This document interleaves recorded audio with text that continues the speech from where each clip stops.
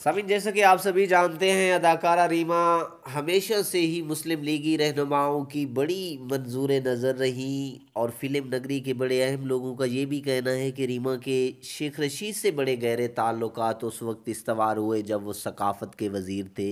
बादज़ां उनकी जेल बंदी या किसी दूसरी वजह से उन मरासम में दरार पड़ गई और रीमा एक पूरे सूबे के मालिक यानी वजीर आला को भाग गई।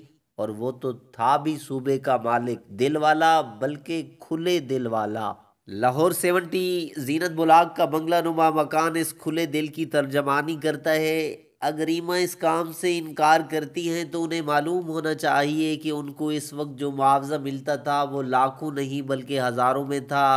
तो इतने मुआवजे से अगर एक पाई भी खर्च ना की जाए तो फिर कहीं जाकर बरसों में एक ऐसा मकान बन सकता है और उसमें लाखों रुपए का फर्नीचर रखने के लिए उतने ही साल मजीद दरकार होंगे।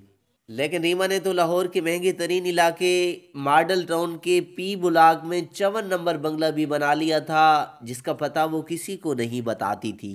अलबत्ता अदालती समन के लिए रीमा ने जीनत बुलाक वाले घर को फिरोख्त करने का ऐलान किया ताकि ना रहे बांस और ना बजे बांसुरी। हालांकि शूटिंग के दौरान रीमा चंद घंटे के लिए उस मकान में ठहरती रही हैं। 90 की दहाई में रीमा के पास 3 कारें थीं। रीमा की अब तक बनने वाली फिल्मों के पूरे मुआवजे अगर जमा किए जाएं तो भी उसका अशर अशीर नहीं बनते जितनी प्रॉपर्टी की वो मालिक है। अब रीमा बताएं कि एहतसाब होना चाहिए या नहीं। समीन, बाकमाल लोगों की सर्विस बड़ी लाजवाब होती है। अदाकारा रेशम का जिक्र करें तो ये सर्विस रेशम ने सर अंजाम दी या शायद खाकान नबासी ने, इसका कोई जवाब नहीं दिया जा सकता।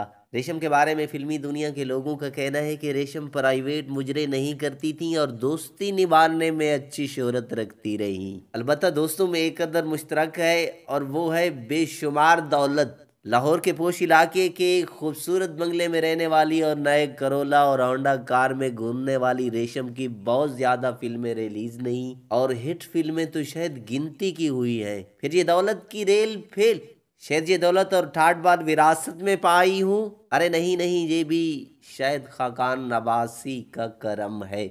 समीन, अब जिक्र अदाकारा खुशबू का। खुशबू जो महकी तो उनकी महक ने कराची के एक मेंबर पार्लियामेंट इस्लामुद्दीन शेख को मुअत्तर और मुजब्बर कर दिया। इस्लामुद्दीन शेख ने खुशबू से शादी रचा ली, उन्हें कराची में फ्लैट ले दिया, लाहौर में गार्डन टाउन की कोठी भी दिलवाई और डिफेंस में भी घर बनवा कर दिया।